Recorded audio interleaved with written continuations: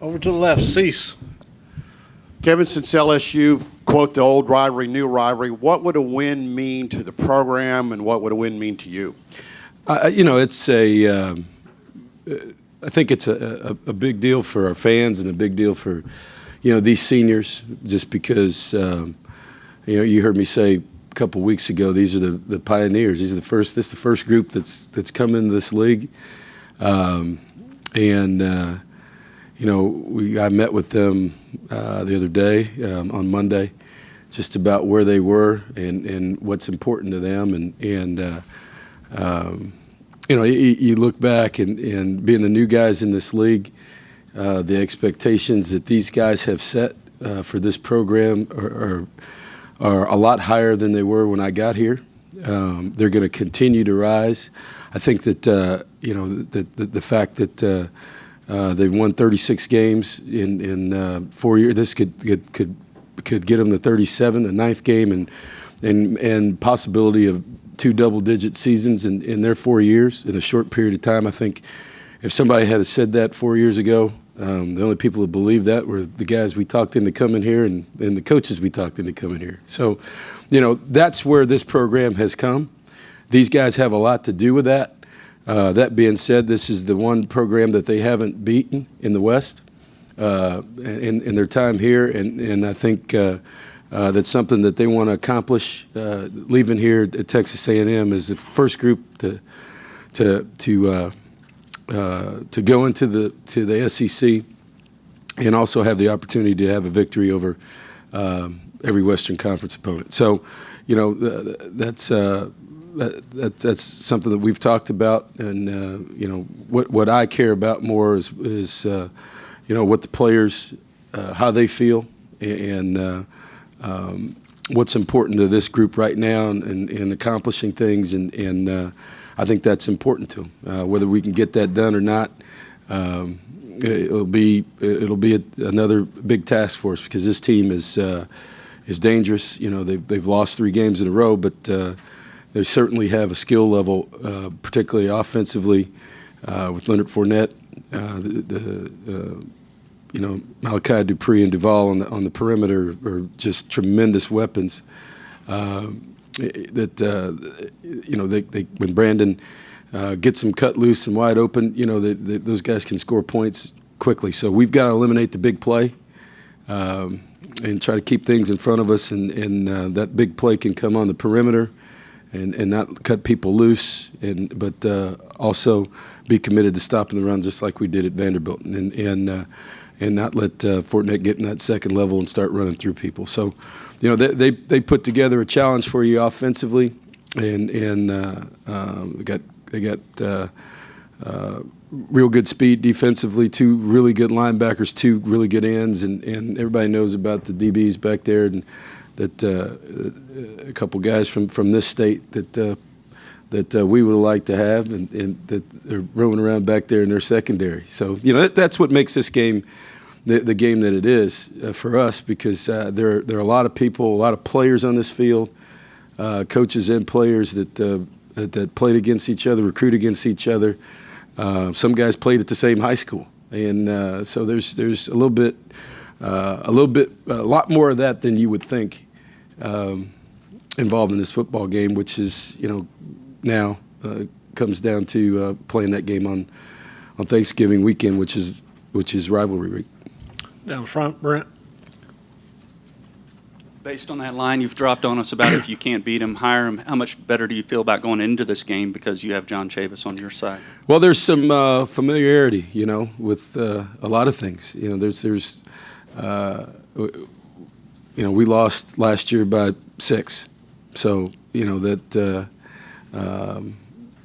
that was a tough loss at the end of the year. But I think there's some familiarity on both sides. You got to remember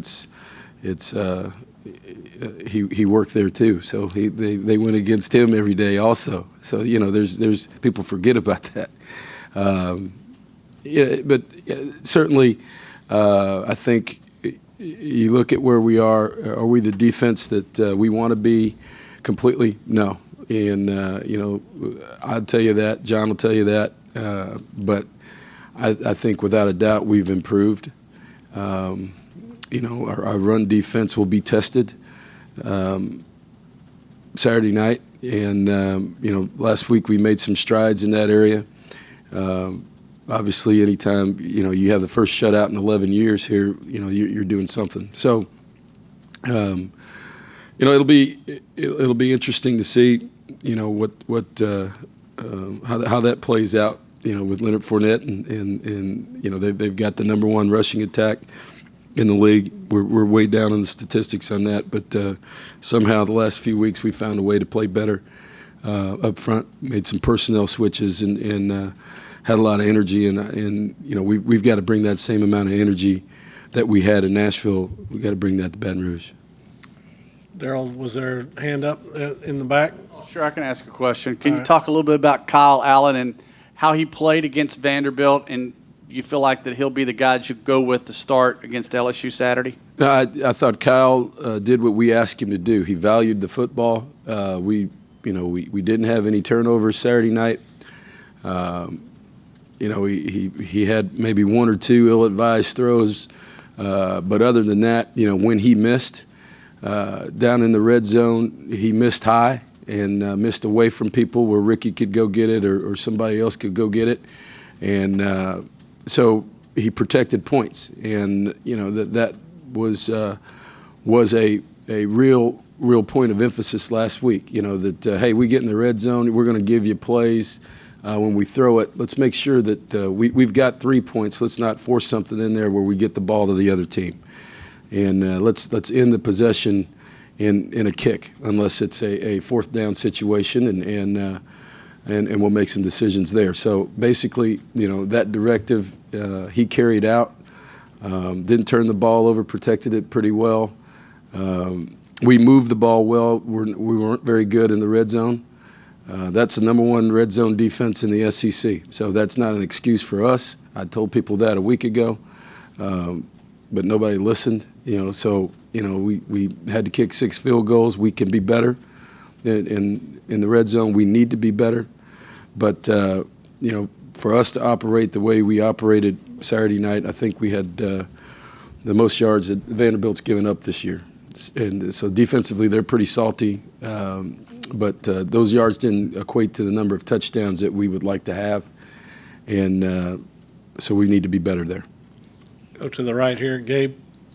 But you touched on the improvements and getting the run game going. Obviously, Trey's got a big part to do with that. But how specific can you get with us in terms of what individual improvement on the offensive line? What's changed to really get it going other than just Trey Carson? Well, I think you've got schematically there's some things that are different. I think Trey's been running well. I think the without a doubt James White being healthy. He's probably 90% now. 95%, we were able to play him, 10, 15 snaps a game instead of Trey. What you saw early in the year was Trey Carson after James got hurt, which was against Arizona State. Trey Carson in the second half being tired. I think what you see now is a Trey Carson in the second half being stronger. And that's because he hasn't played as many snaps early in the game as he does late in the game. So, he's been able to be effective here recently in the second half as much as anything, and really giving us the ability to close out some football games that we had trouble closing out a year ago, get some tough yards and do some things that maybe we had some issues, but certainly, the rotation of those two guys have really helped the freshness of our running backs, and also schematically we've done some things to help the running game.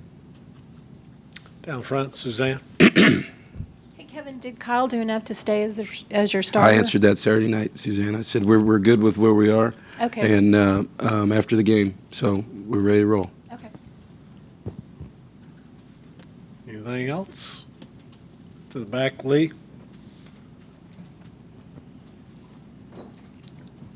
Coach, I know it's important to start every game fast, but how important is it to maybe start this one even faster because LSU? I don't know if we can faster. Well, me rephrase it. Get on top of LSU because they're so. I give you a hard one-dimensional. time every week. Don't Yeah, I? You think I'm picking on you? I don't appreciate it. I appreciate No. it, Coach. I really do. How important is it to get on top of LSU early because they're so one-dimensional with Leonard Fournette. In the past few games they've lost. It seems like they've trailed early in the game and they've had a tough time kind of coming back. Is that kind of the thing that you guys need to do, obviously, to make it to where they're even more one-dimensional than they already are? Let me write this down. You just gave me a game plan. Is that what it is? I'm just giving you a hard time. Obviously. It's so obvious that, No, obviously, we just like any game, we'd like to score first, get ahead, and stay ahead. Okay. The plan is never to come out and get behind. Right. So, I understand what you're saying. Okay. Anytime you're on the road, you want to start fast. You like to start fast at home, but on the road, try to get the crowd a little bit calmed down. But it's no secret. We like to start fast no matter where we are. We've started fast a lot here, but finishing fast is just as important. So no matter how the game starts, sure, you'd like to do that. If that doesn't work out, now what? So, I think, what has happened here recently is there's been some adjustments, offensively and defensively during the football game that have given us the opportunity to close out these last few games. So, sure, we'd like to start fast, but we'd like to finish even faster. And that'll be the key there. Consistency on the road, to me, has been the key to winning. And when you can be consistent, and when bad things happen, the ability to kind of limit the reaction to whatever bad happens is a big thing on the road when the crowd gets on top of you and fight your way back out of it. So, we, like you said, we'd like to start fast, but if that doesn't happen, we got to be ready to play. We got to be able to answer, and it's a team football game. I think what we've done best the last couple weeks is played really, really well as a team. And Saturday night we created long fields, special teams wise. I thought our guys covered well, and kickoffs, punts. I thought Drew's been punting the ball. He's 50 every time. We didn't punt it very much, but when he did, it was 50, and if not, then he had 2 inside the 20, right? Inside 20, yes. Creating long fields, and that helps your defense. We blocked a punt, had a good punt return. Our defense got a shutout, but there are other things that happened. We didn't turn the ball over offensively on our side of the 50. So, those types of things when you're on the road become important. And really in any football game, but on the road they become important because those are the things that kind of limit the crowd and kind of keep the momentum going your way. Down front here, Brent. Then we'll finish up there left, KO. Yeah, several guys with the homecoming, but how nice was it to see Speedy respond the way he did, and also Josh Reynolds as well. I know he's not going home, but the way those two guys played in response. Yeah, we need those guys to play that way. And, they responded. They were, like I said, they were suspended a week ago. And the week before that came back and practiced and practiced at a level that they needed to practice at. And I think that showed during the game. And when you get into games like that, and Vanderbilt really did some things a little bit differently defensively than they had done. They showed us a couple different things up front that from a defensive front alignment that was different than they had done. I was talking to a coach today. They said, "Boy, they played you guys different than they played anybody," which took us some time to figure out. But after they felt like they could limit us in the run game with loading in the box and playing some things, they're playing man-to-man on the outside. We've got to have guys on the perimeter that make those plays. And, we've got the guys that are able to make it, but Josh and Speedy obviously are guys on the edge that have to be able to do that to really back people up off of us, score points, and to answer the question earlier, and help the run game. And if guys are going to load it up in there, we've got to be able to have guys on the perimeter that can make plays one-on-one, the 50-50 balls that we've been talking about early in the year, we made the majority of those last Saturday, and we're going to have to continue down that road. I think particularly this week and from here on out, based on the style of play that we have right now with Trey in there running the ball the way he is. So, Trey's really done a nice job, Carson, of creating a situation where people are starting to drop another hat in there and giving us some one-on-ones on the perimeter. And if we can continue with that, those two guys, and along with Ricky and Christian, they had a nice plan, Vandy, where they bracketed Christian Kirk and doubled him. One time we motioned him out of the backfield to try to get him loose and stack him. They called timeout because it gave them some confusion. So there's a little cat and mouse game there, but they were trying to take Christian out of the game. When that happens, you got to have other people come to play, and we're going to need those two guys along with everybody else to come to play this Saturday night.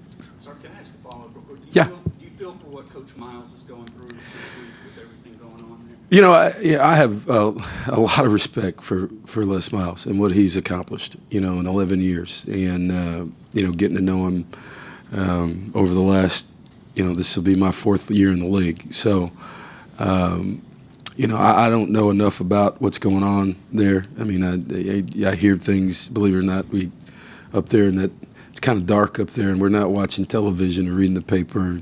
I know you guys don't be mad, but